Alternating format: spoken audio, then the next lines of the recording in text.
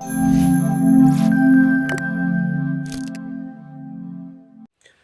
এখন jQuery ফ্রেমওয়ার্কের মাধ্যমে এই যে প্যারাগ্রাফটা আছে সেটাকে আমরা হাইড করব, শো করব, টুগল করব।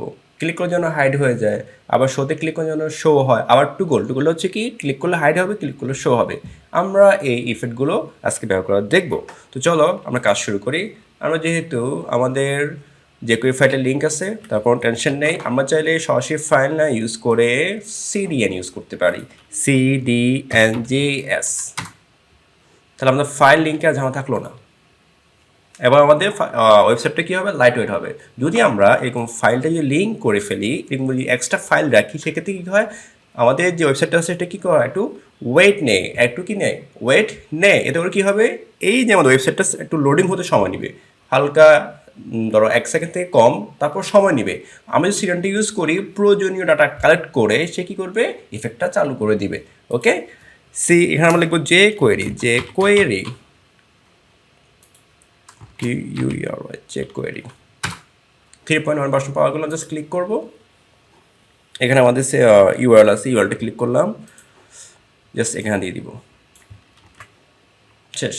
আমাদের সিডিএন বলতে বলছি কন্টেন্ট ডেটা নেটওয়ার্ক, যেই নেটওয়ার্ক থেকে আমাদের এই jQuery কন্টেন্ট ডেটাগুলো পেয়ে থাকবে। আমরা তাহলে আমাদের এই ফাইলটা লাগতেছে না, আমরা চাইলে কেটে দিতেও পারি, রাখতেও পারি, সমস্যা নেই। জাস্ট আমার শেখার পারপাসে অনলাইন অফলাইন দুটো শিখলাম। আমরা যদি ডাইরেক্ট ফাইল লিঙ্ক করি তাহলে আমরা অফলাইনে কাজ করতে পারবো, এটা দুই জায়গায় কাজ করবে, অনলাইন অফলাইন। আর যদি আমরা সিডিএন ইউজ করি অবশ্যই নেট লাগবে, কারণ নেট থেকে ডাটাগুলো কালেক্ট করবে। ওকে, এই হলো আমাদের অফলাইন অনলাইন সুবিধা। অফলাইন থাকলে সেটা দুই জায়গাতেই কাজ করে, আর অনলাইন থাকলে যদি নেট না থাকে তাহলে কাজ করবে না। তো চলো আমরা এখন কাজ করি। আমরা এখন আমাদের যে বাটনগুলো আছে সেগুলোকে নিয়ে আমরা যে মেকানিজমটা সেটা করে থাকি।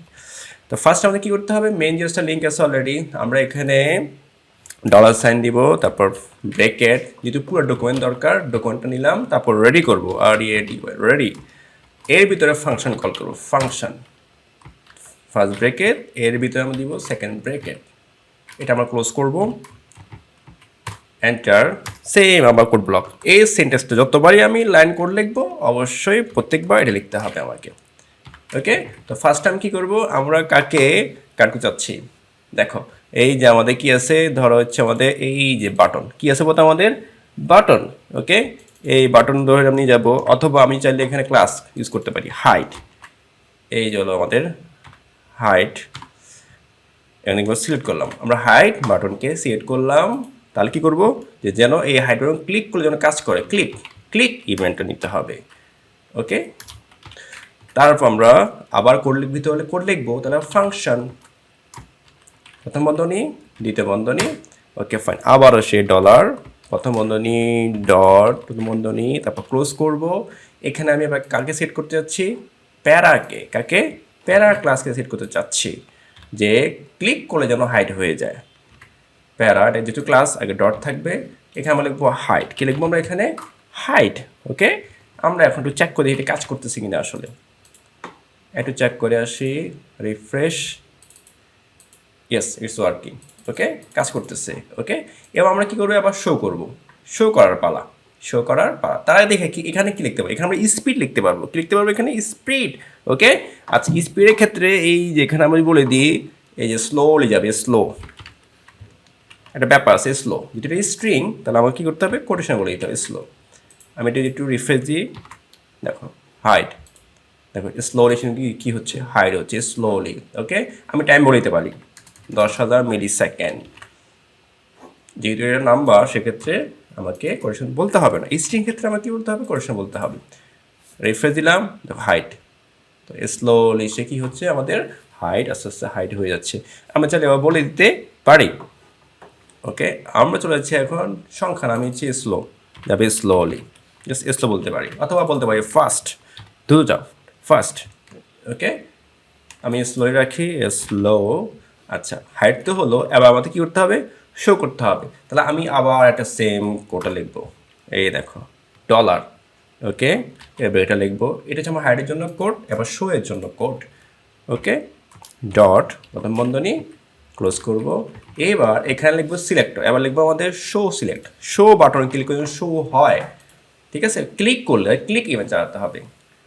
ওকে, আমরা এখানে কি করব, ফার্স্টে শো ক্লাসটাকে সিলেক্ট করব, তারপর ক্লিক ইভেন্ট ক্লিক, তারপর এর ভিতরে যদি আমি কোড লিখবো তাহলে ফাংশন, এর মেকানিজম কী হবে, মেকানিজমটা কী হবে বলে দিতে হবে। তারপর এখানে এসে আমি সেকেন্ড ব্রেকেট দিলাম, আবার সেম কোড, মানে সিনট্যাক্স আবার একই থাকবে, প্রথম বন্ধনী তারপর ডট প্রথম বন্ধনী ক্লোজ। আচ্ছা, এখানে হবে সিলেক্টর। আচ্ছা, শো বাটনে ক্লিক করলে কে কাজ করবে, কার মেকানিজম চেঞ্জ হবে, এই যে প্যারা ক্লাসের মেকানিজম চেঞ্জ হবে বলে দিলাম। এখানে প্রথম বন্ধনী ডট, এই যে প্যারা কি হবে, আবার শো হবে, শো একটা মেথড, এই যে আমরা হাই লিখতেছি এরকম মতো method, click method, show method. Okay, slowly show হবে, আমি যদি স্লোলি শো হোক, দেখতে কাজ করে কিনা একটু। আমি রিফ্রেশ করলাম, আবার হাইড করলাম, হাইড হলো, শো করলাম, দেখো শো হচ্ছে, হাইড শো, হাইড শো।